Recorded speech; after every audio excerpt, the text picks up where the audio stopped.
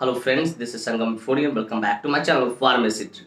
Friends, in this video I am going to talk about mannitol 20%. So friends, without wasting any more time, we should start the video.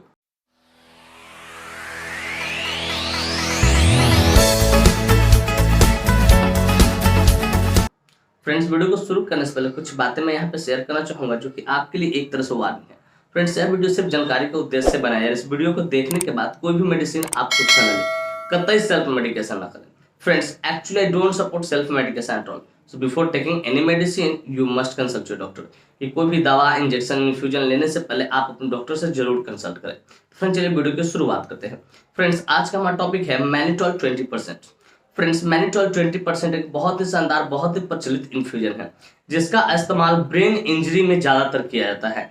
कि mannitol जो infusion होता है, इसका इस्तेमाल brain injury में, brain के किसी भी हिस्से में चोट लगी हो, ठीक है, तो उसको ठीक करने के लिए इसका इस्तेमाल बहुत जबरदस्त डॉक्टर द्वारा किया जाता है। लेकिन इस बात को याद रखिएगा, यह इन्फ्यूजन डॉक्टर के सुपरविजन में ही चलेंगे, हॉस्पिटल में ही चला जाता है, आप घर पे नहीं चला सकते हो।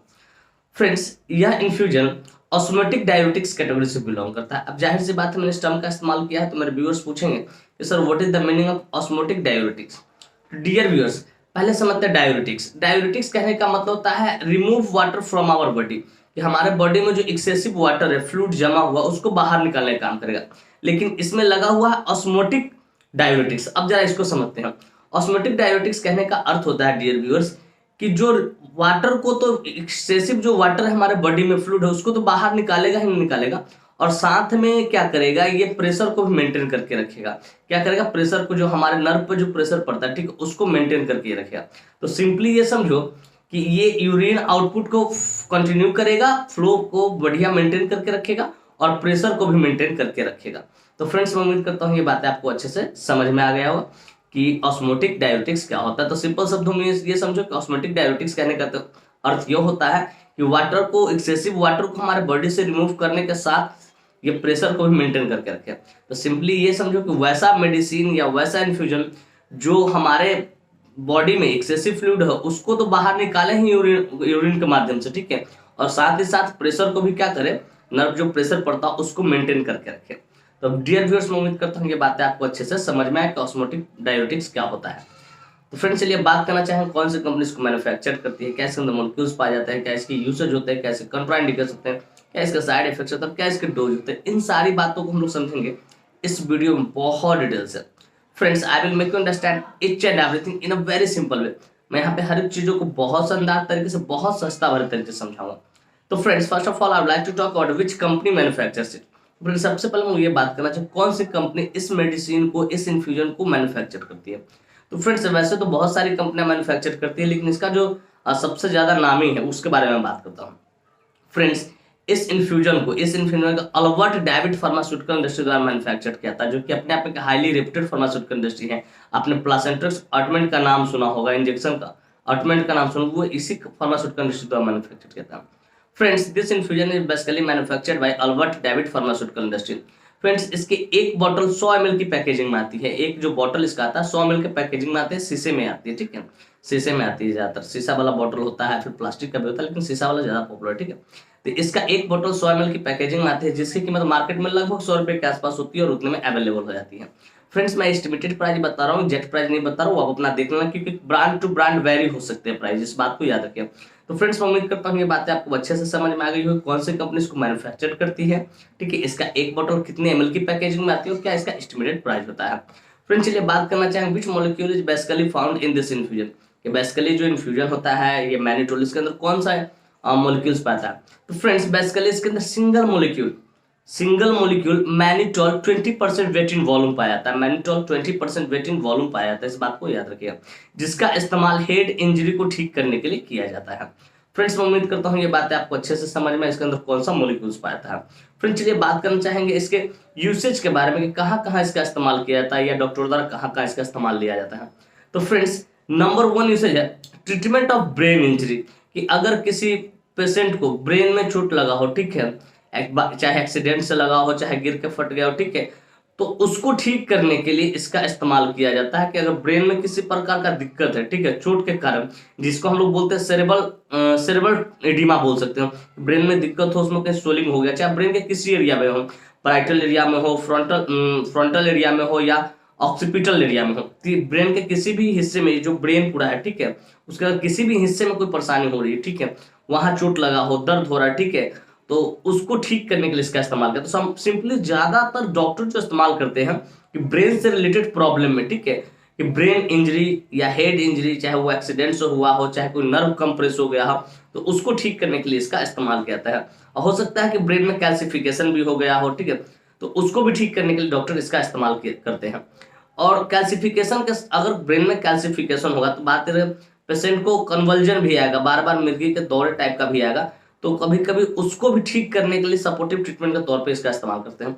सिंपली समझो, अगर ब्रेन में कोई परेशानी है, दिक्कत है, ठीक है, सेरेब्रल एडिमा आप कह लो, ठीक है, तो उसको ठीक करने के लिए इसका इस्तेमाल डॉक्टर द्वारा जबरदस्त तरीके से किया जाता है। तो सिंपली ये समझो कि अगर ब्रेन में कोई परेशानी है, ब्रेन से रिलेटेड कोई दिक्कत हो रही है, तो डॉक्टर इसका इस्तेमाल जरूर करते हैं, जरूर इसको प्रिस्क्राइब करते हैं। तो फ्रेंड्स, मैं पहला यूसेज आपको बढ़िया से मैंने बता दिया कहाँ इसका इस्तेमाल करते हैं। The treatment of brain injury, brain injury को ही दूसरे शब्दों में लोग बोलते हैं, मेडिकल टर्म में सेरेब्रल एडिमा बोलते हैं। हम लोग अपने शब्दों में बोल सकते हैं कि ब्रेन में किसी भी हिस्से में चोट लगा हो, चाहे पैराइटल एरिया हो, चाहे फ्रंटल एरिया हो, चाहे ऑक्सीपिटल एरिया हो, ठीक है, कहीं भी चोट लगी हो ब्रेन में, ठीक है, तो उसको ठीक करने के लिए इसका इस्तेमाल किया जाता है। वहाँ के सोलिंग को रिड्यूस करने के लिए, जमा हुआ अगर फ्लूइड जमा गया है, ठीक है, वहाँ पे फ्लूइड भर गया है, तो उसको रिमूव करने के लिए इसका इस्तेमाल किया जाता है, और उसमें ब्रेन प्रेशर को भी मेंटेन करके रखे। तो फ्रेंड्स, नंबर 1 यूसेज इसका ज्यादातर जो डॉक्टर इस्तेमाल करते हैं ब्रेन इंजरी में ही करते, इस बात को याद रखें। अब ब्रेन में कैल्सिफिकेशन भी अगर हो सकता है, कोई गंदगी वगैरह जम गया हो, नस दब गया हो, तो उसमें हो सकता है कन्वर्जन वगैरह, एपिलेप्सी आपको देखने को मिल सकता है, तो वहां भी सपोर्टिव ट्रीटमेंट के तौर पर इसका इस्तेमाल किया जाता है। लेकिन अगर कन्वर्जन वगैरह है तो उसके लिए इंसुलिन वगैरह ये सब चलते हैं। तो फ्रेंड्स, मैं उम्मीद करता हूँ नंबर 1 यूसेज आपको बढ़िया से, अच्छे से, शानदार तरीके से समझ में आएगा। फ्रेंड्स, चलिए अब सेकंड इसका यूसेज है acute congestive glaucoma. Acute congestive glaucoma एक आंख का क्या है, एक आंख का डिजीज है जिसमें अचानक आंखों में क्या होता है, प्रेशर बनना शुरू हो जाता है। आंखों में प्रेशर बनना शुरू होता है, दर्द होना शुरू होता है, मतलब आपका आंख के अंदर में एक जोर से प्रेशर बनना शुरू होता है, अचानक प्रेशर बनना शुरू होता है, जो कि हार्मफुल होता है, ठीक है, इस बात को याद रखिए। तो अक्यूट कंजेस्टिव ग्लूकोमा में भी इसका बहुत जबरदस्त तरीके से डॉक्टर इसका इस्तेमाल लेते हैं। फिर कहते हैं अक्यूट रेनल बोलो या किडनी बोलो, किडनी फेलियर, कि अचानक किसी का किडनी काम करना बंद कर दिया हो, यूरिन आउटपुट बंद हो गया हो, यूरिन फ्लो नहीं हो रहा हो, यूरिन रिटेंशन हो गया हो, तो वहां पे भी डॉक्टर अपने अनुभव के आधार पर इसका इस्तेमाल करते हैं, क्योंकि जैसे ही मैनिटोल चलेगा वो फ्लूइड को बाहर निकालने का काम करता है, इस बात को याद रखिएगा, ठीक है। तो ये अक्यूट रिनल बोलो या तो किडनी फेलियर बोलो, तो उसमें भी डॉक्टर अपने अनुभव के आधार पर इसका इस्तेमाल करते हैं। लेकिन ज्यादातर जो डॉक्टर होते हैं वो ब्रेन इंजरी में ही इसको चलाते हैं। तो याद रखिए, अक्यूट रिनल फेलियर या तो अक्यूट किडनी फेलियर, और अचानक से किडनी काम करना बंद कर दिया है, यूरिन आउटपुट फ्लो नहीं हो रहा है, ठीक, यूरिन आउटपुट नहीं हो रहा है, तो उस जगह पे भी डॉक्टर अपने अनुभव के आधार पर इसका इस्तेमाल करते हैं। फिर ट्रीटमेंट ऑफ प्री या पोस्ट सर्जरी ऑफ ब्रेन और आई, कि अगर किसी व्यक्ति ने आंख का, ठीक है, या ब्रेन का कोई सर्जरी हुआ है, ठीक है, किसी व्यक्ति का, तो भी डॉक्टर उसको प्रिस्क्राइब करते हैं मैनिटोल। क्यों करते हैं, जरा इसको समझिएगा, कि ब्रेन का जो नर्व होता है, नस वगैरह होती है, ठीक है, वो क्या चीज से जुड़ा होता है, सिंपली आई से जुड़ा होता है, आई का ब्रेन से जुड़ा होता है, नर्व, तो उसमें जो प्रेशर होता है दोनों के नर्व को, उसको मेंटेन करके रखे। अगर इसमें आंख का जो प्रेशर होता है, इंट्रोओक्यूलर प्रेशर जिसको हम बोल सकते हैं, ठीक है, इंट्रोओक्यूलर प्रेशर जो होता है उसको मेंटेन करके रखेगा। तो सिंपली समझो, ज्यादा मैं मेडिकल टर्म में नहीं जाऊँ, सिंपली समझो कि अगर किसी पेशेंट को आंख का या ब्रेन का कोई सर्जरी हुआ है, ठीक है, तो वो आंख और ब्रेन के बीच में जो कनेक्शन है, ठीक है, तो उसको प्रेशर को मेंटेन करने के लिए डॉक्टर मैनिटोल इन्फ्यूजन का इस्तेमाल करते हैं।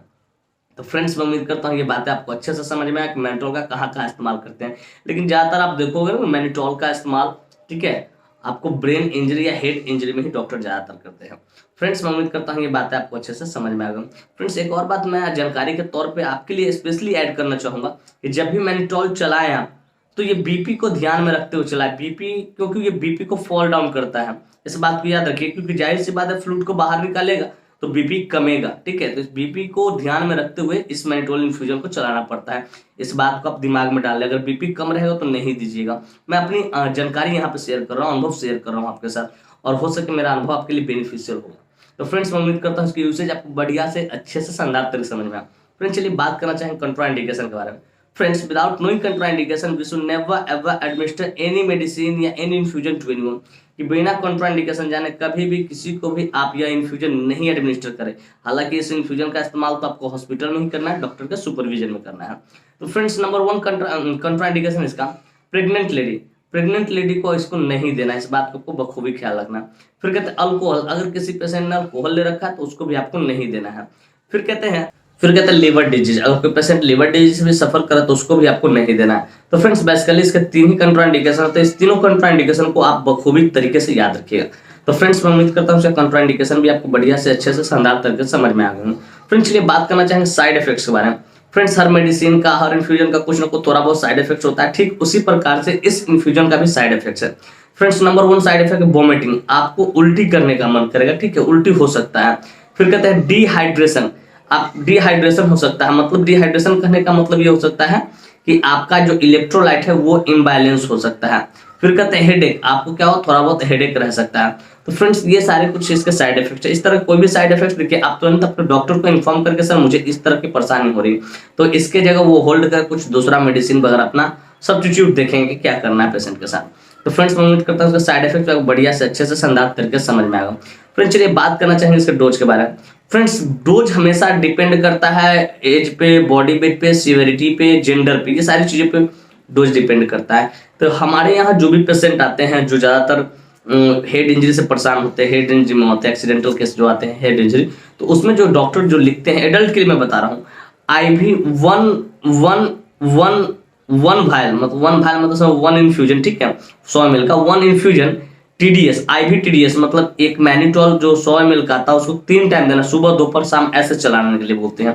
लेकिन जहां तक मैं बोलता हूँ, मेरा अनुभव करता है कि अगर सीवियरिटी कम हो, ठीक है, ज्यादा नहीं परेशानी है, तो IV BD भी आप चला सकते हैं। IV TDS भी चलाया जा सकता है, IV BD भी चलाया जा सकता है, आपको जो लगे सिचुएशन के अनुसार आप देख लो, उस अनुसार चलाना।